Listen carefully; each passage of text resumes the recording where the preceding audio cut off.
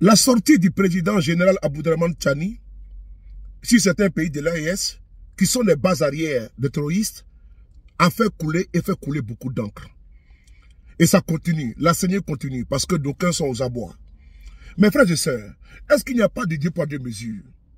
Est-ce qu'il n'y a pas de médias qui ont fait des enquêtes qui prouvent que la CEDEAO héberge et que des pays sont des bases arrières, et même la Côte d'Ivoire, sans oublier le Ghana.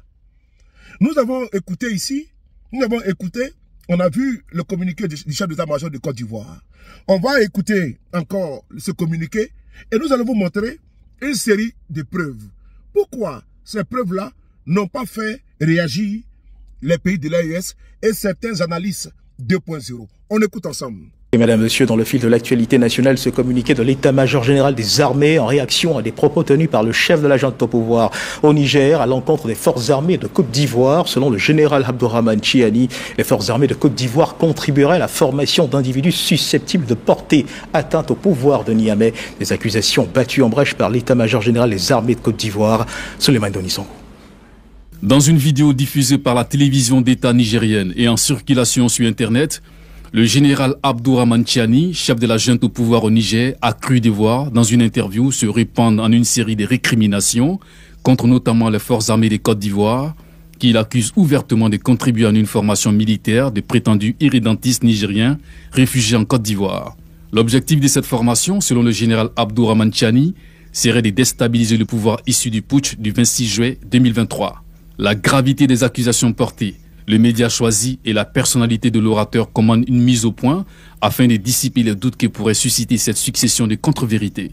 Les forces armées de Côte d'Ivoire, qui demeurent concentrées sur la défense et la sécurité de la Côte d'Ivoire, s'inscrivent en faux contre ces graves accusations proférées sans aucun début de preuve par le chef de la junte au Niger. Les forces armées de Côte d'Ivoire, fidèles à leur longue tradition de coopération avec les pays de la sous-région, demeurent engagées à continuer à apporter leur contribution à la paix et à la stabilité régionale.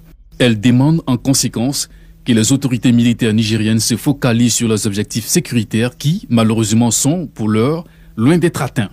Fait à Abidjan, le samedi 28 décembre 2024. Le général des corps d'armée, Lassina Doumbia, chef d'état-major général des armées. Vous avez écouté, vous avez entendu le communiqué de l'état-major de Côte d'Ivoire. On pouvait s'arrêter là.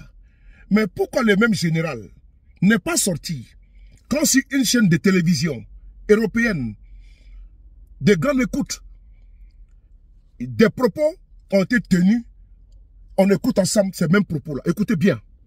Le Nord, Côte d'Ivoire, Burkina Faso, il s'évite. Donc on sait que les djihadistes recrutent des Ivoiriens dans leur rang, peut-être pour les renvoyer chez eux.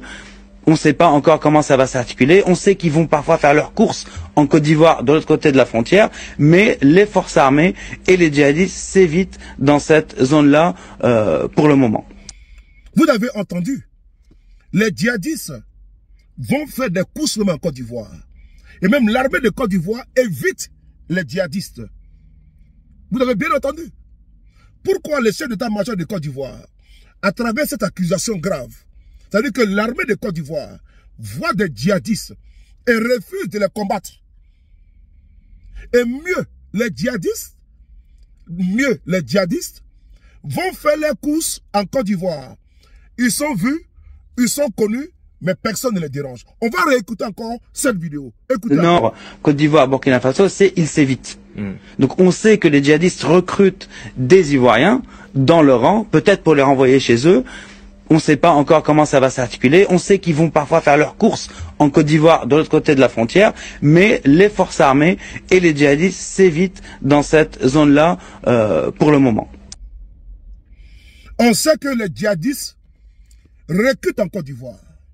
On sait que les djihadistes font les courses en Côte d'Ivoire.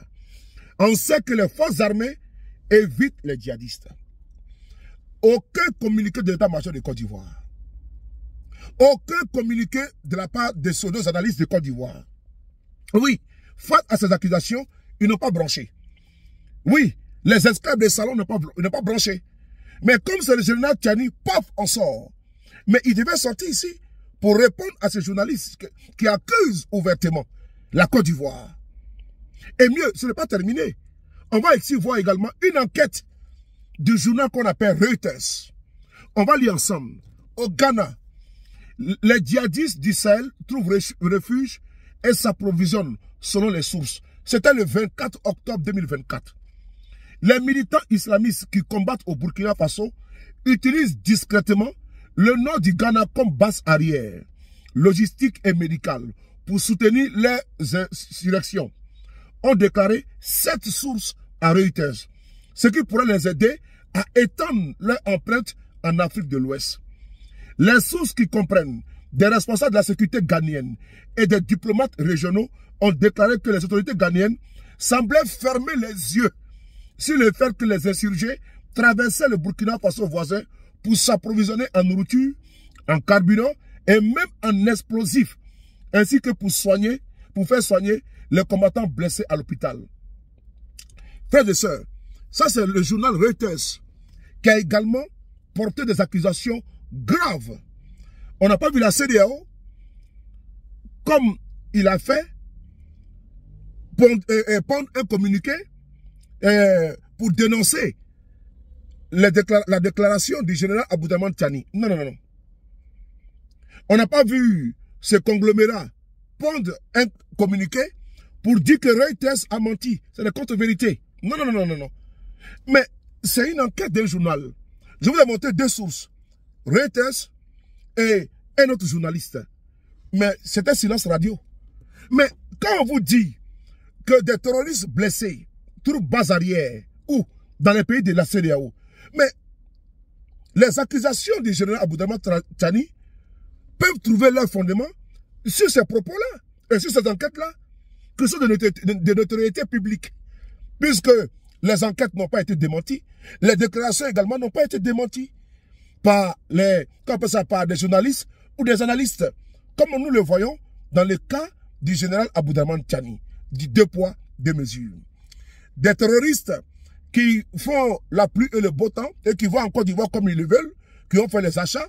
Et pareil pour le Burkina et le Ghana, ils sortent comme du pain, un couteau dans du beurre, ils y rentrent comme ils veulent, ils en sortent à leur guise, et ils ne sont pas inquiétés.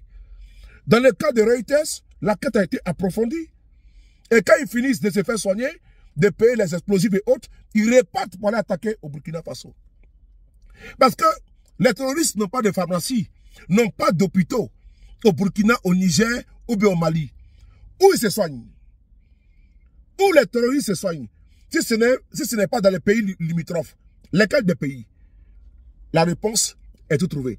Frères et sœurs, je dois pour vous apporter également une piste dans les accusations du général président Abdourahmane Tiani. Ces pistes-là n'ont jamais reçu, qu'on appelle ça, de démenti, ou bien de plateau de télé, où on va venir mettre ces vidéos et expliquer aux gens. C'est de la mauvaise foi, tout simplement. Merci.